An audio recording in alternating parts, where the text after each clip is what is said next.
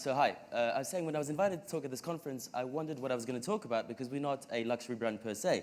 But then I thought about how we developed the company in the last 3 years and tried to think about how we used luxury as a growth hacking strategy. So I'll try to give you a bit of insight on that and try to keep it short, hopefully sweet. So a bit of context. Company founded 3 years ago, essentially, even though I hate to say it, kind of do the same stuff as Uber. You know, we transport you from point A to point B. At the end of the presentation, there's an invite code, so you can all try it out. Essentially, so it's going quite well. You know, we're doing a lot of rides per week. Customers are happy, and we are undisclosed in funding, although slightly less than, again, our competitor and friends at Uber with more than $1 billion raised.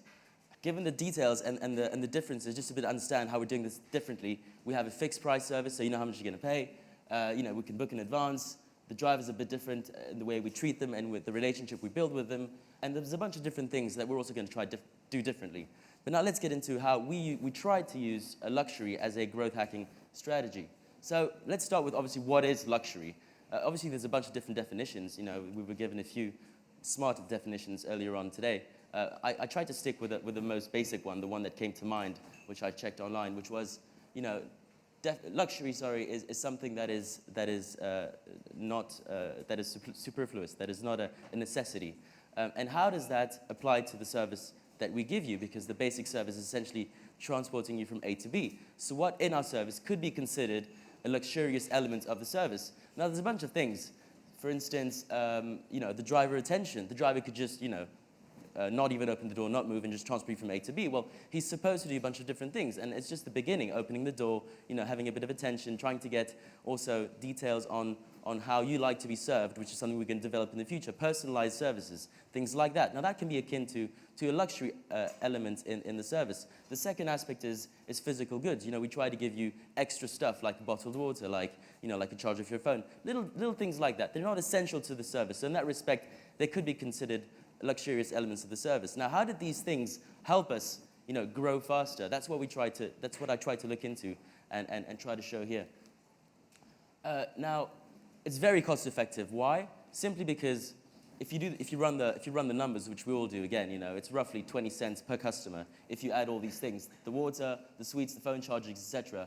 The driver attention, all the service could be akin to zero, although, you know, there's a lot of things that go into it, like you know, follow up with the drivers, calling them on the regular basis, collecting the feedback that you get from the customers and giving it back to the drivers, all those things. But let's say in general, it costs roughly 20 cents per user to deliver these superfluous extra things that we could you know, consider to be luxurious.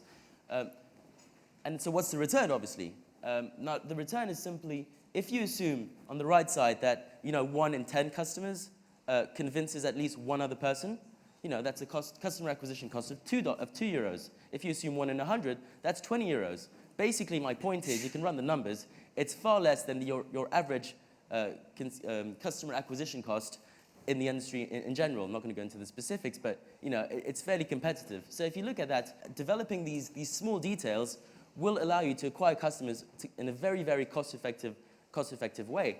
And why is it so important? Simply because, as Mr. Seymour said earlier on today, you know, marketing these days is not like it was 20 years ago. It's not about having a simple message that you hammer on as many times as you can in as many places as you can.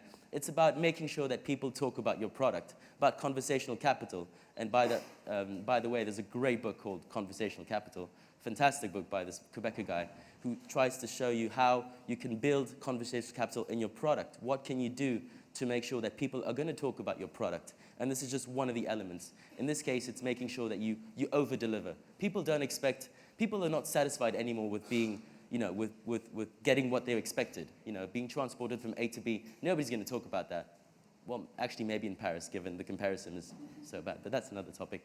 But again, you have to over-deliver. You have to wow them. You have to make sure that, you know, the customers, when they get out of the car, they're just astonished, they're wowed, and they're going to talk about it. And it's extremely, extremely cost efficient. Now, again, when you accelerate that with referral mechanisms, you know, like, you know, invite a friend, get 10, he gets 10, blah, blah, blah, it's even more efficient. But the idea that luxury can be used as a growth-enabling marketing strategy is extremely powerful. And if you run the numbers, you know, it adds up. If you think a bit further on, you realize that given the competition for, you know, mind share and marketing in general, using these strategies to over-deliver, to wow the customer, is not even just an option. It's not even just a strategy. I mean, you can't live without it. It's something you have to integrate to your strategy. People, again, are not satisfied with just being given what they expected in the beginning. They need more. You need to wow them, because they're not going to talk about everything they've lived on a daily basis. If it's ordinary, they're only going to talk about the extraordinary, and you have to give that to them. And luxury is a way to give them that extraordinary experience to make sure that they're going to talk about it and spread the word about your product. Thank you.